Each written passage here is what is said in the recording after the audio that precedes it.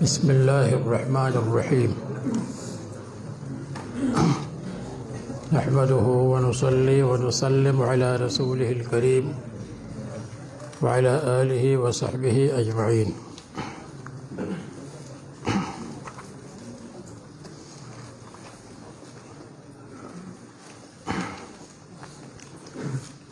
वराइहा वहिय फिल अअमाल साइमतुन व इन हिय इस्तहलतिल मरअ फला तसुमी मौलाय सल्लि व सल्लिम दाइमन अबदन अला हबीबिक खैरिल खल्क़ि कुल्लिहिम।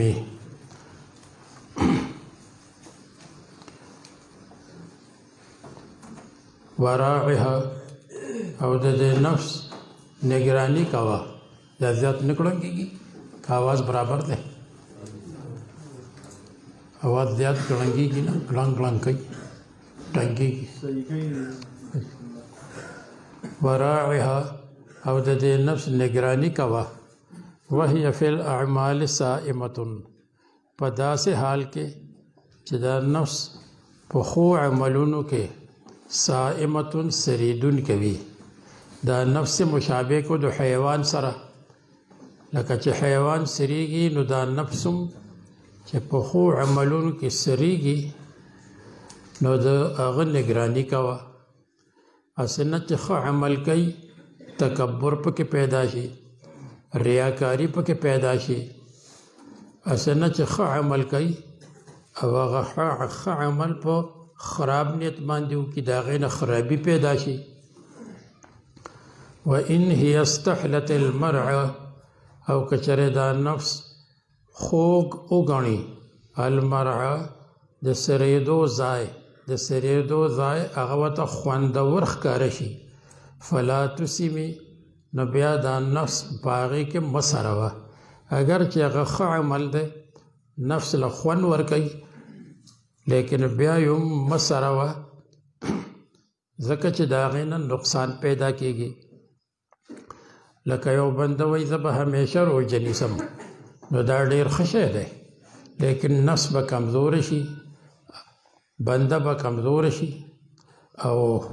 अगा रोजा बदाग द पारा यो आदत गुर्जी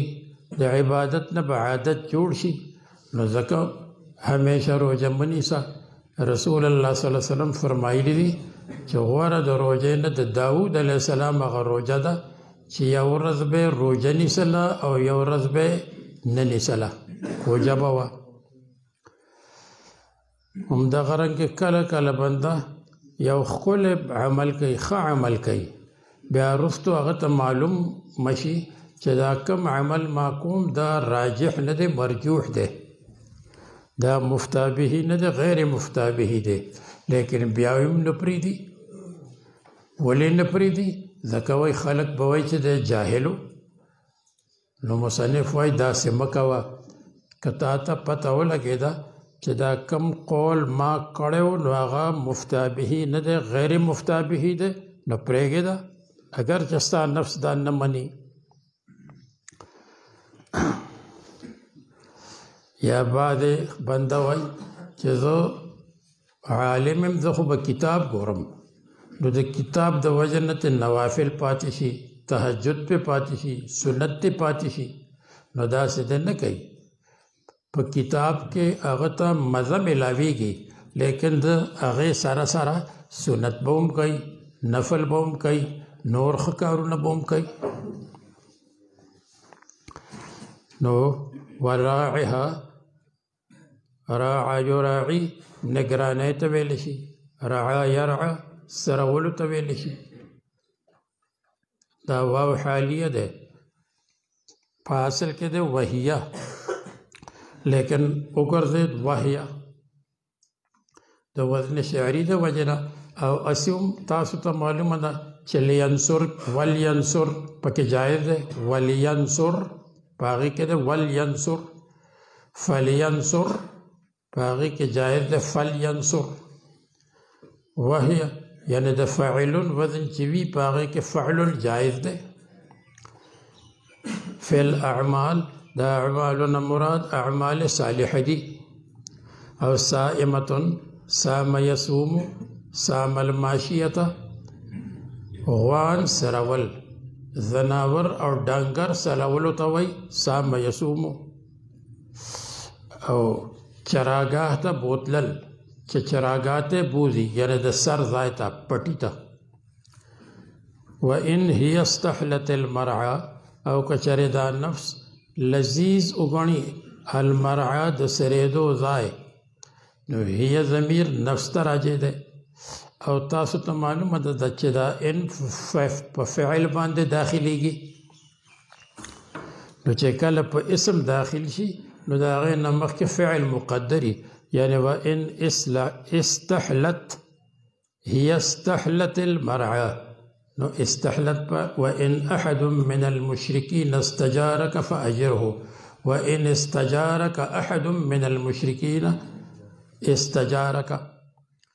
نو کچره د نفس استحلا خوږ وګڼو او لذیذ او خوندور وګڼو نو حلا يحلو نصره او حلو يحلو کروما او د سمعنا د دریو وړو راځي معنا ده خوږ خوږېدل او استحلت خوږ ګڼل او مرعا د سریدو ځای ته وایي چې پټی دی فلا تسمي نو هغه نفس پکې مه سروه یعنې نفس د حیوان په شان دی او حیوان ته خو چې ښه واخی نو هغه ورته ډېر ښه لګي نو د نفس ته هغه عمل ډېر ښه لګي خو په هغې کې نقصان را پیدا شو یا پکې ریاکاري راله یا پکې تکبر پیدا شو یا بل نور خلکو ته ښودل پکې پیدا شو یا پکې بل یو خرابې پیدا شو نو بیا یې پرېږده خو دا پرېښودل د سنت موقت به نه وي دا پرېښودل د واجباتو او د فرایضو به نه وي د دې نه هسې ښه کار مراد دی چې هغه نه سنت موقت وي او نه واجب وي نو فلا تسمي نو بیا پکې هغه مسروه لکه په حدیث کې راځي درې مهلکات دي په هغې کې شح مطواع یو هغه حرسته چې هغه بنده ورپسې روان وي هوا متبع هغه خواهش ته چې ورپسې بنده روان وي و اعجاب المرء بنفسه او بنده ته ځان ښه ښکاري او خپل عمل ورته ډېر ښه ښکاري او تکبر کې راشي كم حسنت لذة للمرء قاتلة من حيث لم يدر أن السم في الدسم كم حسنت ډېر ځله ښایسته کی دا نفس لذة یو لذت للمرء د انسان د پاره انسان ته وایي سړي ته وایي چې دا خو ډېر خوندور دی لیکن قاتلتن هغه لذت ته بنده د پاره قاتل وي نو نفس خو هغه ښایسته وګرځو لکه حدیث کې راځي عالم به راوستی شي هغه ته به وایي چې تا څه کړي دي ما علم کړی دی تا خو علم د دې دپاره کړی چې زه مشهور شم نو بس زه دوزخ ته مجاهد به راوستی شي څه دې کړي دي جهاد تا خو جهاد د دې دپاره کړی چې زه په خلکو کې مشهور شم نو بس هغه وشوه سخي به راوستی شي سخاوت دې ولې کړو د مشهورتیا دپاره نو دا ښه کارونه دي خو چې تکبر پکې پیدا شو تشهیر پکې پیدا شي ریاکاری پکې پیدا شي نو هغه بنده قتل کی او بربادي کی یا کله کله څوک وایي زه فلم ګورم ولې وای په فلم کې به دا ګورم چې په دې کې کم شی خراب دی چې خلکو ته بیان کړم نو د پاسه خو دا وای او د دننه مطلب د فلم کتل وي نو د پاسه یو خبره کوي او دننه بله خبره دغسې بعض حافظانې نو چا وله فتح ورکړه نو خفه شي وای فتح نه دی ورکول پکار په کتابونو کې لیکلي دي چې فتح نه ده پکار بغیر د سخت ضرورت نه نو د پاسه نه دا وای او د دننه مطلب دی چې مال ولې فتح راکړه زه خو د فتح قابل نه یم ما ته خو پوخ یاد دی نو د پاسه نه یو خبرې او د دننه نه بله خبرې نو ډېر کارته حسنت دا نفس ښایسته وګرځئ لذتا یو خوندناک شی چې قاتل وي د هغه د بنده دپاره د انسان دپاره من حیثو ځکه چې لم یدرې نه پوهېږي دا بنده ان السم فی الدسم چې زهر دی فی الدسم په غوړ خوراک کې دسم غوړ خوراک د تیلو خوراک نو غوړ خوراک د پاسه نه خو ډېر خوندوري ځکه چې سوچه غوړي پکې واچوې نو ډېر خوند کوي خو که زهر دې پکې اچولي نو هر څه به خراب شي نو دغسې دا عمل خو ډېر ښه او نیک او ښکلی عمل دی لیکن په هغې کې ریاکاري راله په هغې کې تکبر راغی په هغې کې بل خرابی پیدا شو نو هغه بنده برباد کی نو کم حسنت کې دا کم یا استفهامیه ده او یا کم خبریه ده چې کم استفهامیه شي نو بیا بې معنا دا شي کم حسنت څومره کرته ښایسته وګرځئ دا نفس لذتا یو خوندناک شی چې هغه د بنده دپاره قاتل وي نو بیا کم حسنت لذتن دا لذتن د کم دپاره به تمیز شي او هغه تمیز منصوب وي چې کم استفهامیه راشي او یا کم خبریه ده نو بیا معنا دا ده کم لذتن کم خبریه د هغې نه وروسته مجرور وي یعنی کم لذتن کم مرتن معنی به دا شي کم من مرتن ډېر کرته نو که کم استفهامیه شي نو معنا ده کم مرتن دا لذتن چې دی نو دا د حسنت دپاره مفعول به دی او د کم دپاره چې تمیز دی نو هغه محذوف دی کم مرتن او یا کم مرتن کم مرتن استفهامیه کم مرتن خبریه نو ډېر کرته ښایسته وګرځئ کم مرتن یا کم من مرتن حسنت ښایسته وګرځئ دا نفس لذتا حسن یحسن مجرد دی او لذتا لذ یلذ سمع یسمع لذیذ کېدل للمرء د بنده دپاره مرء دا خو للرجل د سړي دپاره لیکن دلته سړی او ښځه دواړه مراد دي د بنده دپاره قاتلتن چې هغه لذت قاتل دی نو قاتلتن د لذتن دپاره صفت ده لذتن قاتلتن للمرء د صفت د موصوف په منځ کې فصل راغلی دی د وزن شعري د وجې نه دا هم کېدی چې قاتلتن حال وي په داسې حال کې چې دا لذت قاتل دی من حیثو دا حیثو کله د علت دپاره راځي کله د نورو معنو دپاره راځي لکه په شرع کې لیکلي شوي دي دلته دا حیثو د علت دپاره دی ځکه چې من حیثو ځکه چې او حیثو چې د علت دپاره راشي نو د هغې مثال داسې دی الماء یبرد من حیث انه بارد الماء یبرد اوبه بنده یخوي ځکه چې دا یخي دي نو چې یخي دي نو بلوم یخی من حیث من جهته لم یدري چې هغه نه پوهېږي درا یدري درایتن پوهېدلو ته ویلی شي وایي درایت هغه علم ته وایي الماخوذ من القانون چې هغه علم اخیسته شوی وي د قاعدې او د قانون نه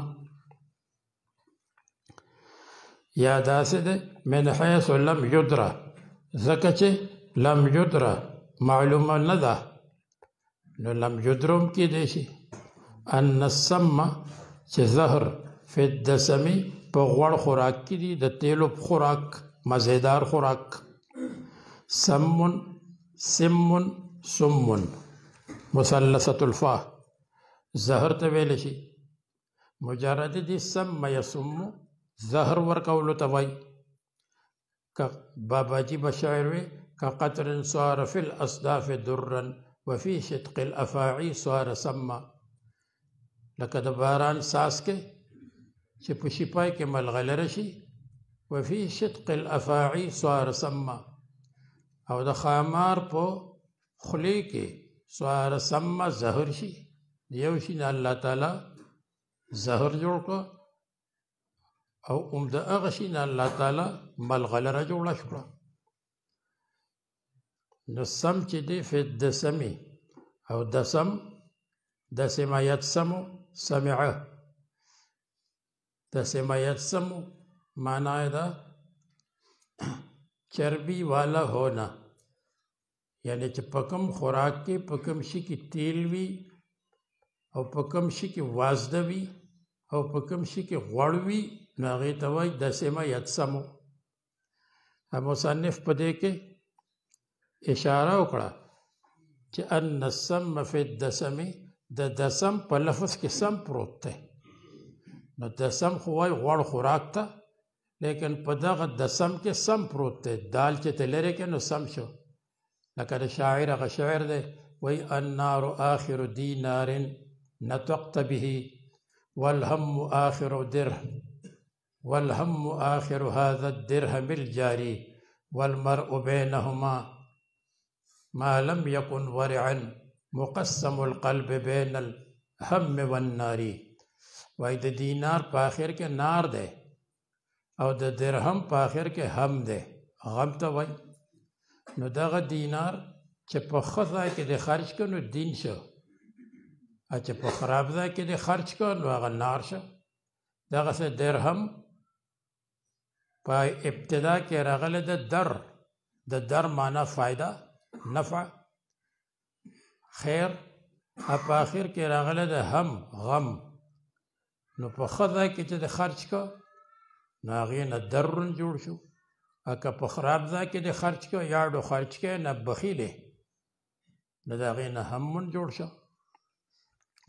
نو ځکه وایي لم یدري چې نه پوهېږي دا سړی د لم یدري ضمیر بن مرعون ته راجي شي ان السم فی الدسم ورپسې واخشى الدسائس من جوع ومن شبع فرب مخمصة شر من التخم واخشى الدسائس او ته ویریږه د نفس د هغه چل ولنه دا نفس ډېر چلولی دی نو د نفس مصنف زیات مذمت د نفس کړی دی ځکه نفس داخلي دشمن دی او شیطان خارجي دشمن دی او داخلي دشمن د خارجي دشمن نه زیات خطرناکي هر وخت وي او دویمه خبره ده چې دا نفس ډېر خطرناک دی ځکه چې شیطان خپل نفس ګمراه کړی یعنی شیطان چې ګمراه شوی نو د هغه نه مخکې خو بل شیطان نو چې شیطان راغلی او شیطان ګمراه کړی نو شیطان نفس ګمراه کړی نو د دې وجې دا نفس ډېر خطرناک دی نو ویریږه د دې الدسائس د چل ولنه من جوع چې هغه لوږه کې لوږه ومن شبع یا موړوالی دی ډکه خېټه فرب مخمصة ځکه چې ډېر کارته مخمصة هغه لوږه یعنې ډېرې لوږې شر هغه ډېرې خرابې دي من التخمي د خټې من التخمي د خېټې د ډکېدو نه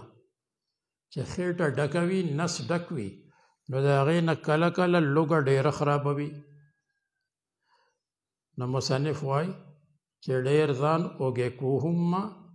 او ډېره خېټه مړوم ځکه چې بنده ډېر موړ شي نو خوب ولا ورځي، زړه سخت شي، غفلت پکې پیدا شي، طول عمل پکې پیدا شي، امیدونه اوږده کی، کثرت شهوت پکې پیدا شي، شهوت پکې زیات شي، او لوګه د هغې نه هم ځان بچ کا، ځکه چې په لوګه کې چې وي نو د بنده بدن کمزوری شي، په لوګه کې د بدن کمزور کېدو نه علاوه بنده له خوب نه ورځي، چې خوب نه ورځي بدن کمزوری شي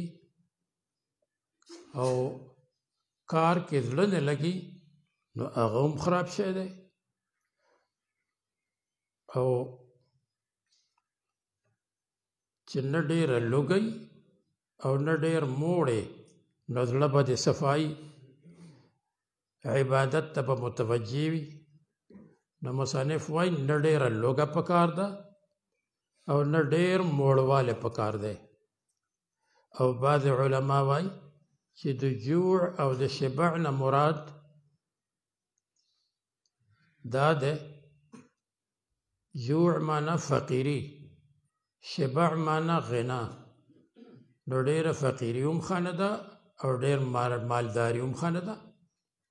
چې ډېر مالداره شي نو حق به نه ادا کوي، چې ډېر فقیر شي نو بیا به هم خلکو نه به سوال کوي.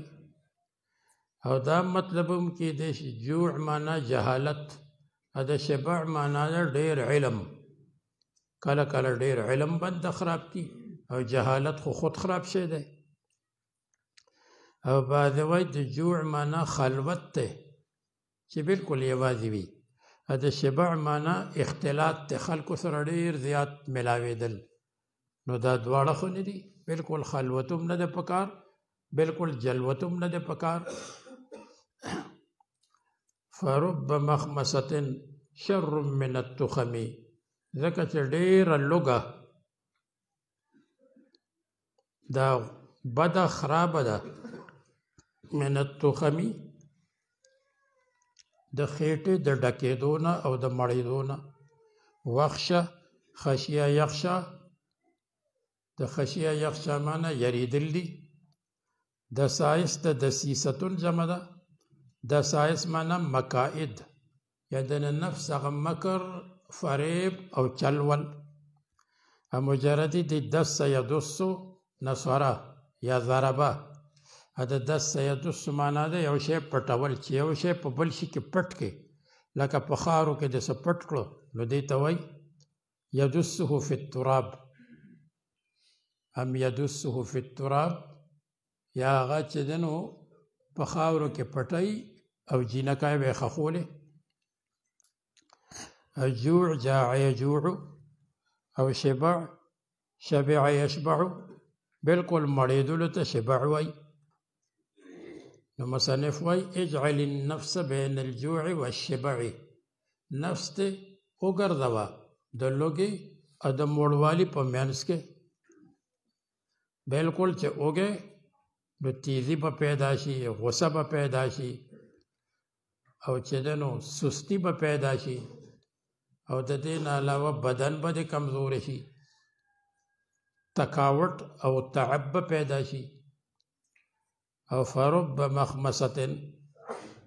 مخمصه خمسه یخمسو، سمع یسمعو نرازی، اوږې کېدو ته وایي. ځکه چې ډېره لوږه شرون دا ډېره بده ده. لکه ما ووی شدت به پیدا شي، غصه به پیدا شي، بدن به کمزوری شي. شرون دا بده ده، د باب نصره د ضربه نه راځي، شرارت کولو ته ویلی شي. من التخمی، تخم د تخمتون جمع ده. التخمتون وای امتلاء المعده، چې معده ډکه شي او هضم خراب شي. مجرد راځي تخمه یتخمو، تخمه یتخمو معنی د بدهضمي پیدا کېدل. او چې د ضربه نه راشي نو د هغې معنا ده د یو شي دپاره حد مقررول، چې حد ولا مقرر کې. نو د دې وجې رسول الله صلی الله علیه وسلم د صوم وصال نه منع کړې ده. عبد الله ابن عمرو ابن عاص ته وی ما اوریدلی دي چې ته څو مې وصال نیسې هغه وی او زما طاقت شته وی داسې مه کوه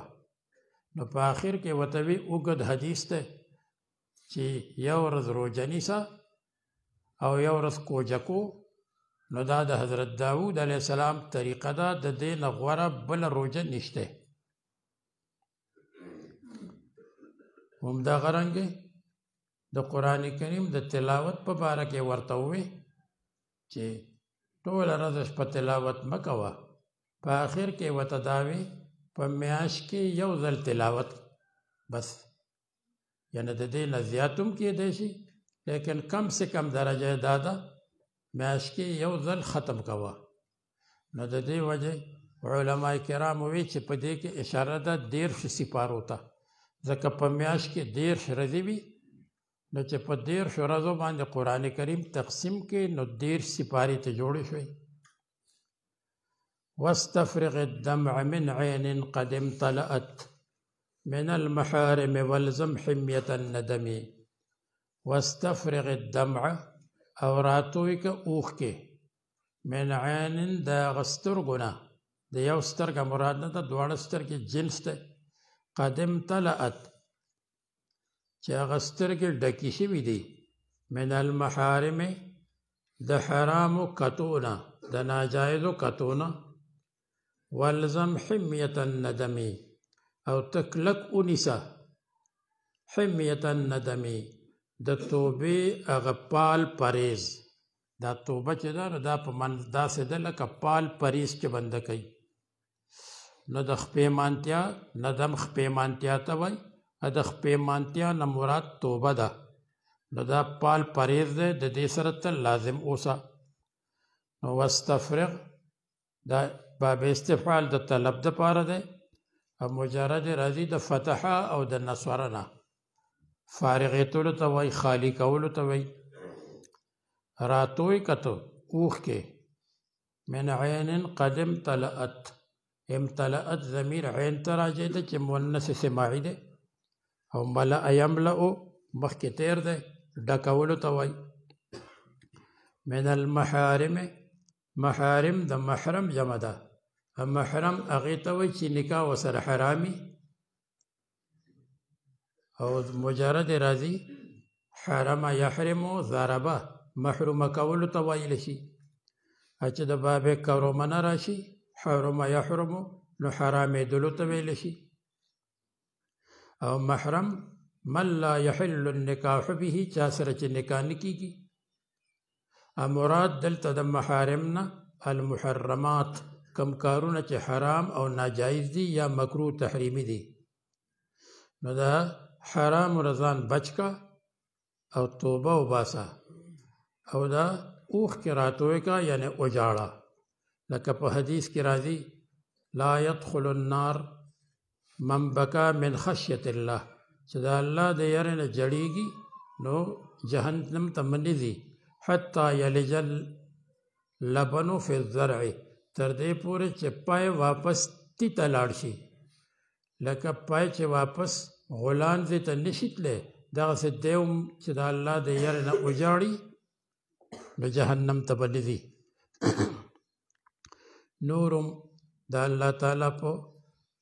دربار کې د جړېدو او د خپېمانه کېدو ډېر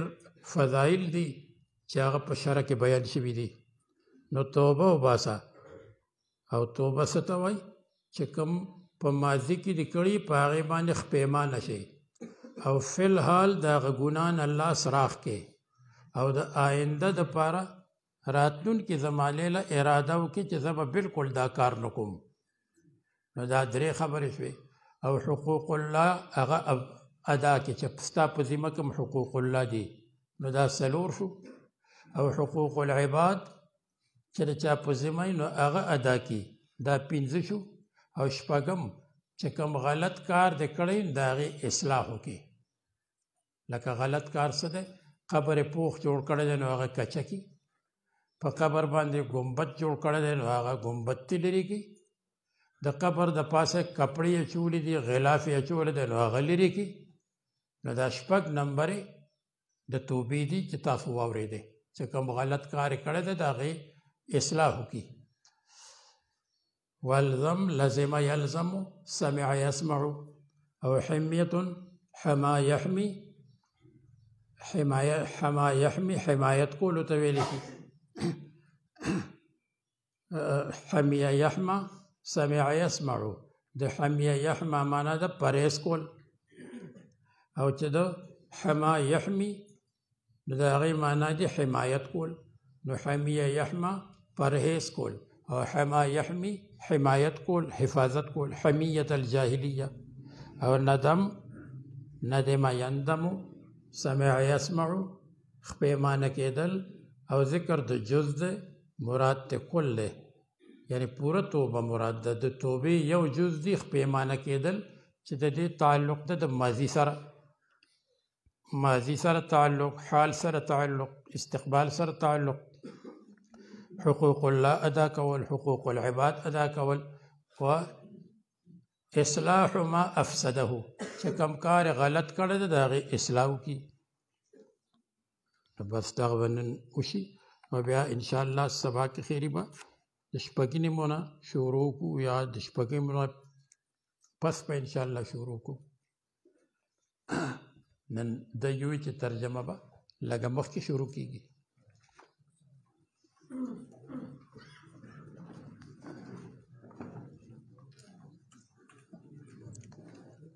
بسم الله الرحمن الرحيم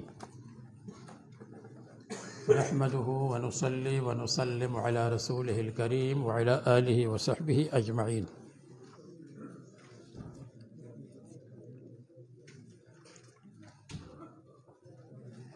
مصنف رحمة الله عليه فرمائی وللجدة السدس او د جدې د پاره الأم که الأب ده. سدس ده لأم كانت الأب او لأب لأم كانت الأم او لأب یا الأب یووی او کډیری وی. دا غډیرو مثال لیکل دی په هغې کې څه جدې فاسدې دي څه جدې صحیحې دي په حاشیه کې. اذا كن ثابتات چې کله جده ثابتات جده صحیحه وي لکه چې دادی نانی د پلار مور د مور مور یا د نیکه مور او یا د نیا مور. متحاذیات فی الدرجه چې هغه برابر وي په مرتبه کې برابري دادا لکه یو د الاب او بل د الاب. نو الاب ته برسي او الاب ته بنرسي. ويسقطن كلهن بالام او دا ټول جدات په مور باندې ساقطي کې چې مور وي نو یوې نیاته اس نرسي. والابویات او د پلار مور ساقطي کې بالاب په پلار باندې چې پلار شته نو د پلار مور ته اس نه ملاويږي. وکذالک بالجد هم دغه رنګه کې جد وي نو نیاګانو ته به اس نه ملاويږي لیکن ها دا پکې مستثنا ده الا الاب مگر الاب په ابو الاب باندې نه محرومه کېږي ځکه چې دا خاون ښځه دي.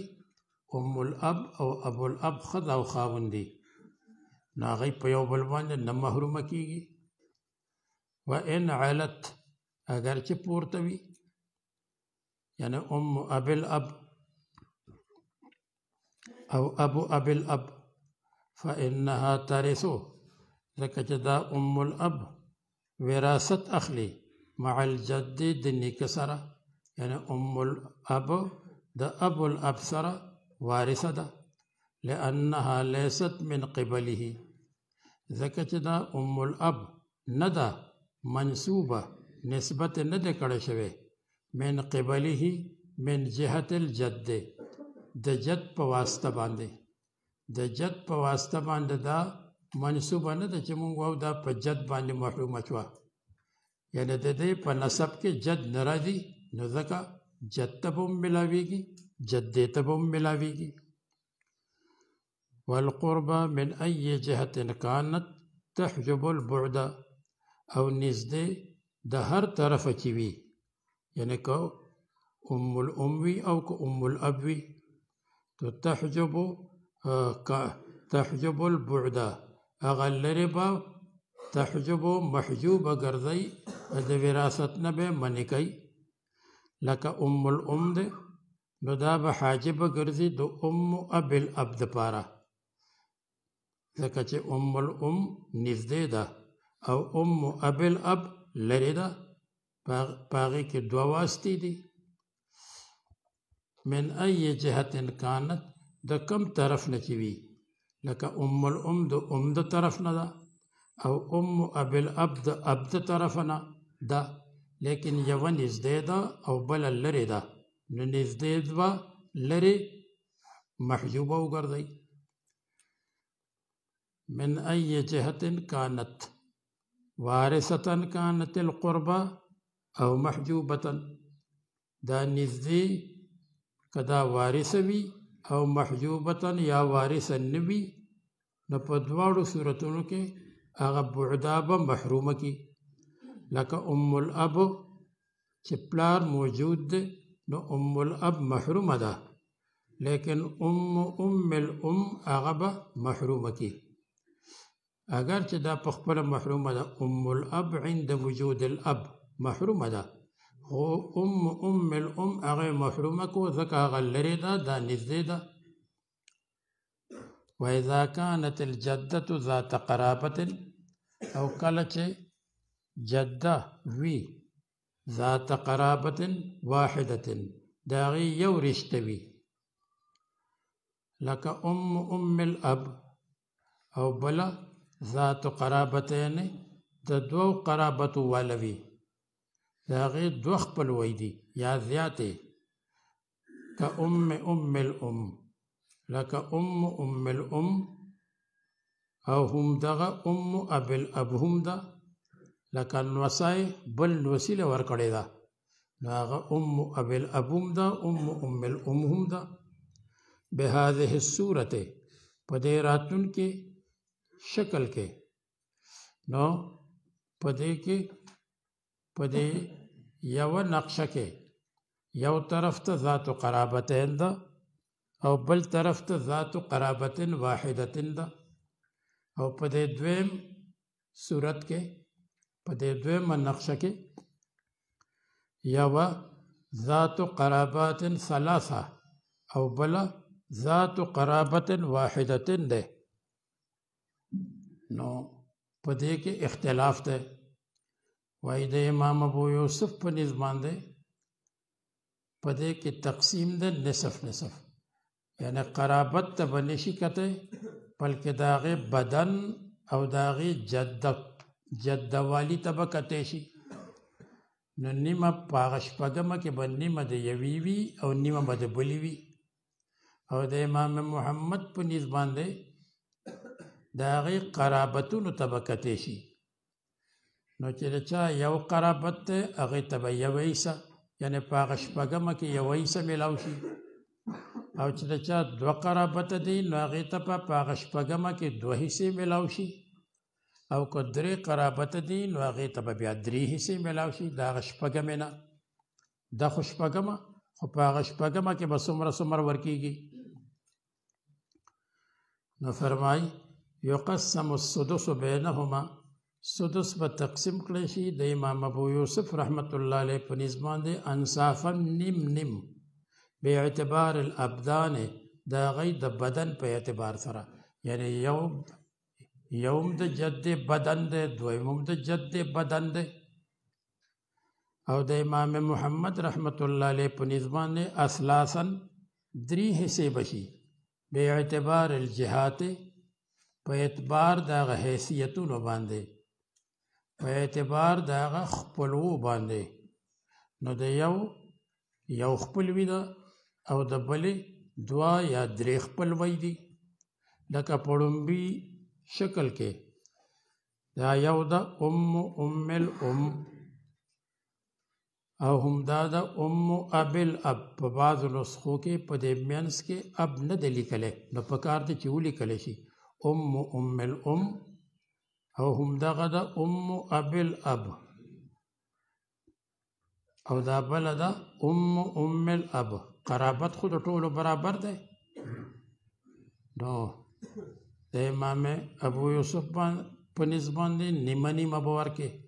یوې ته په شپږمه کې نیمه لکه مثلا شپږمه چې ده نو هغه 3000 دي نو نیمه به یو ته ورکې نیمه بلې ته د امام محمد په نسبت باندې لکه 3000 پاتې دي نو 2000 به د یوې له ورکړي او 1000 به بلې له ورکړي او په دې دویم تصویر کې په دې دویم شکل کې یو ده ام الام مخکې ته 3 راغلي دي او دغه چې دا نو بیا بله څه ده دویم قرابت ده ام الاب او دغه دریم قرابت څه ده اب الاب نو 3 قرابت شو او دا بله چې ده نو هغه ده اب الاب نو د امام ابو یوسف په نسبت باندې نیمه به ورکې په شپږمه کې د امام محمد په نسبت باندې فرض بکو لکه چې 4000 درهمه پاتې شوي دي نو په هغې کې به 3000 هغې له ورکو چې د هغې 3 قرابته دي او 1000 به هغه چاته هغې ته ورکي چې د هغې 1 قرابت دی نو ذات قرابات ثلاثه د هغې به 3 ایسي شي او ذات قرابت واحدة د هغې به 1 ایسه شي نو دا په جداتو کې اختلاف ته د دواړو امامانو